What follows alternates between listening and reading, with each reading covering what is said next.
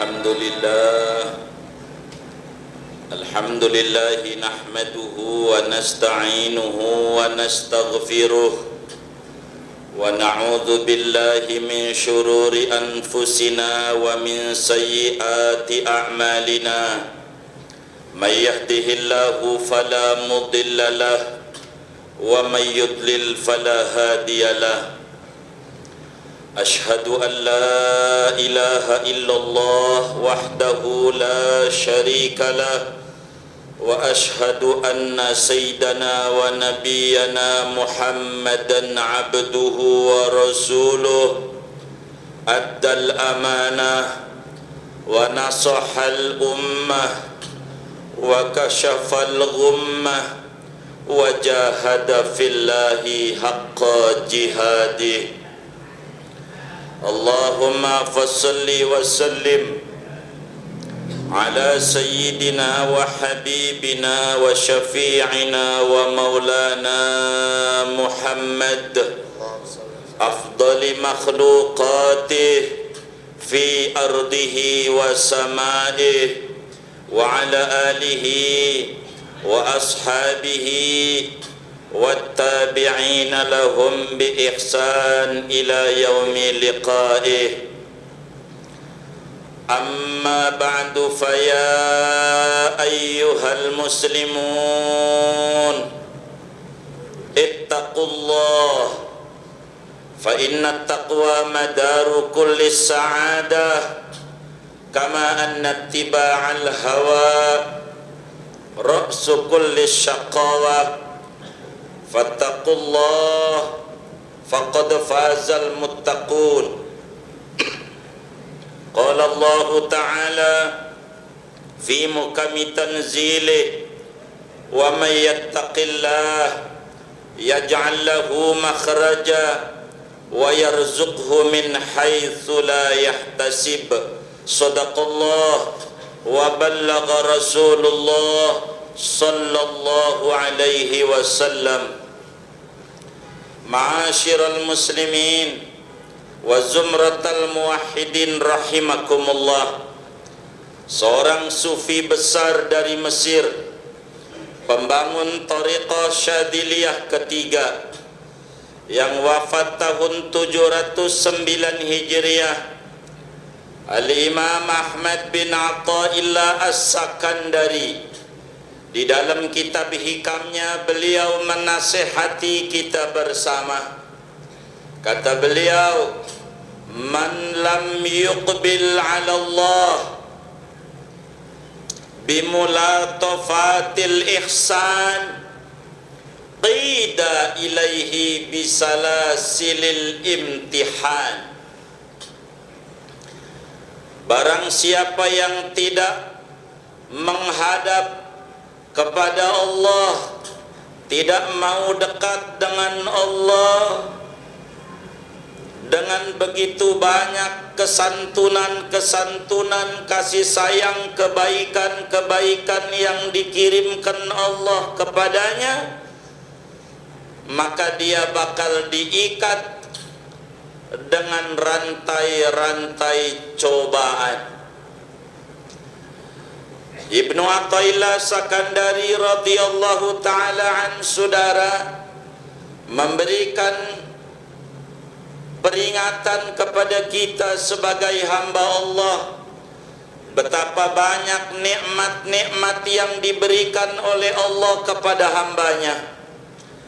Ada kalanya diberikan nikmat sehat, ada kalanya diberikan nikmat jabatan, ada kalanya diberikan nikmat keluarga yang tenang, ada kalanya diberikan nikmat usaha yang lancar. Begitu seterusnya nikmat-nikmat, kebaikan-kebaikan yang Allah berikan kepada hambanya. Bila kemudian kebaikan-kebaikan ini yang Allah berikan, tentu ada pesan. Apa yang diberikan oleh Allah kepada kita tentu untuk supaya kita dekat dengan Allah Subhanahu wa ta'ala. Kesehatan yang diberikan tentu untuk supaya kita mengerti bagaimana kita beribadah kepada Allah. Uang yang diberikan dari usaha yang lancar tentu tujuan Allah berikan untuk supaya kita dekat dengan Allah Subhanahu wa ta'ala. Jabatan yang diberikan kepada kita tentu untuk supaya kita mengerti untuk lebih dekat dengan Allah Subhanahu wa ta'ala. Namun ada kalanya orang kurang faham dari fasilitas yang diberikan oleh Allah kepadanya. Mohon maaf, analogi sederhana, ada seorang anak muda, dia punya kekasih di Babelan, Bekasi Utara. Dari Tanah Abang jauh. Karena dia jarang apel, selalu telat, lalu kemudian itu diberikan motor NMAX oleh ceweknya. Tentu tujuan dikasih motor ini biar dia lebih dekat ketemuannya, agar supaya lebih intens pertemuannya. Namun ketika diberikan motor malah dia asik main motor saja. Si cewek yang memberikan motor tidak diapelin oleh dia. Ini namanya disebut dalam istilah umum cowok matre. Begitu juga ada hamba matre, saudara. Dia pengen diberikan rezeki oleh Allah untuk ibadah. Maka yang tadinya ngontrak usahanya di Tanah Abang akhirnya kebeli toko dia. Akhirnya mampu dia punya toko. Bukannya makin dekat dengan Allah, malah makin jauh. Makin jauh dengan Allah. Padahal Allah berikan kebaikan-kebaikannya itu untuk dia akrab dengan Allah Subhanahu wa ta'ala. Diberikan kesehatan kepada dia, tentu Allah biar dia akrab, ibadahnya enak kepada Allah Subhanahu wa ta'ala. Diberikan istri yang baik, tentu supaya dia nyaman dan tenteram beribadah kepada Allah. Namun kadang kurang faham kebaikan yang Allah berikan kepadanya. Tapi Allah yang maha pengasih, maha penyayang, selalu berbuat baik. Maka kemudian kesehatannya diambil oleh Allah, menjadi sakit dia.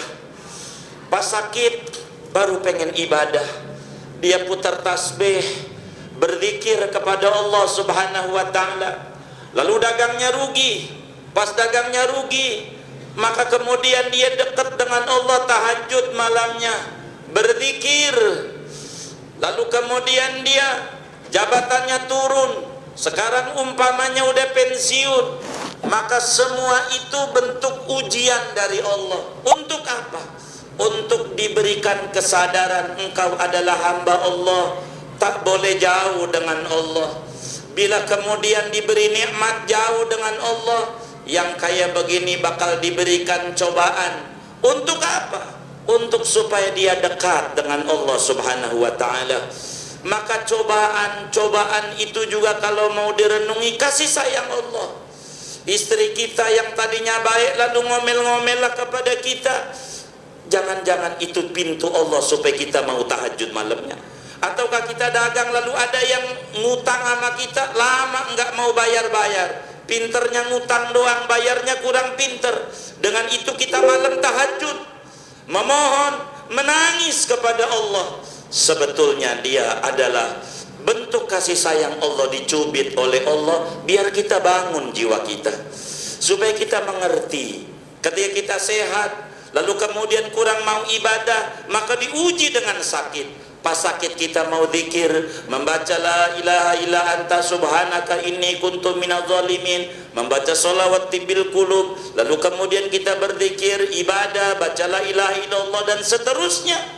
Itu sebetulnya kalau mau disadari, begitu ujian di balik ujian ada nikmat-nikmat besar yang Allah berikan kepada kita. Oleh karena itu seorang hamba tidak boleh jauh dengan Allah, baik di dalam mulatofatul ihsan maupun di dalam salasilul imtihan. Seorang hamba harus ingat bahwa dia adalah hamba Allah Allah tidak bakal terlantarkan dia. Allah tidak bakal sembarangin dia. Buktinya, biar kita kena corona, COVID-19, saudara, 2 tahun lebih, malah sampai sekarang belum ditutup oleh pemerintah. Levelnya dikurangin, belum endemi dalam pandangan pemerintah. Saudara, coba kita renungi, kok ditutup. Ama Allah yang kadang kalut kita mencari jalan keluar, solusinya bagaimana ini. Tapi kalau mau direnungi, sampai sekarang kita masih hidup, alhamdulillah. Sampai sekarang kita masih sehat, alhamdulillah. 3 kali saudara kita makan, itu juga di luar bakso, mie dan segalanya. Bukankah itu adalah pesan-pesan kebaikan kepada kita? Tak pantas kita sebagai hamba mengeluh, sebab di balik ujian ada nikmat, apatah lagi di balik nikmat yang diberikan oleh Allah.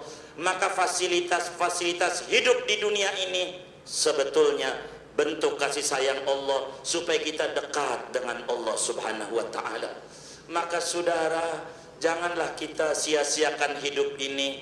Hidup ini kita harus punya manfaat. Kalau saudara jadi pejabat, jadilah pejabat yang begitu banyak memberikan kasih sayang kepada masyarakatnya. Kalau saudara sebagai orang kaya, berikan kekayaan itu sebagai fasilitas untuk dekat dengan Allah, berbagi. Seperti kemarin Idul Adha, berkurban dan seterusnya. Kalaulah kita diberikan kesehatan, maka kesehatan ini harus jauh dimanfaatkan. Maka ketika orang diberi sehat bertahun-tahun, lalu tidak mau dekat dengan Allah, tidak mau ibadah kepada Allah, maka Allah saking sayangnya dikasih sakit. Untuk apa? Untuk supaya dia sadar betapa dia tidak boleh jauh dengan Allah, betapa kita tidak boleh jauh dengan Allah. Maka ujian, cobaan yang menimpa kepada kita sejujurnya bentuk kasih sayang Allah. Tak elok dan tak bijak seorang hamba menjelek-jelekkan Allah.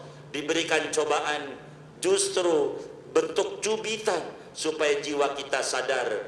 Irji'i ila rabbik, Anda kudu kembali kepada Tuhan Anda. Mau kemana kita kalau kita mau jauh dengan Allah? Maka ketika ada nikmat, mari gunakan nikmat itu untuk dekat dengan Allah sebelum Allah berikan ujian. Dan andai pun kita sekarang ini ditimpa ujian, maka ujian itu sebetulnya bentuk kasih sayang Allah, karena Allah tidak mau menelantarkan hambanya. Renungi, ujian-ujian yang menimpa kepada kita adalah pintu kedekatan dengan Allah Subhanahu wa taala. Fasjud waqtarib, maka kita kudu beribadah kepada Allah untuk lebih hampir lagi kita dengan Allah Subhanahu wa taala. Sadari saudara, kita sebagai hamba Allah jangan jauh-jauh dengan Allah. Manfaatkan hidup ini yang hanya sekali saja.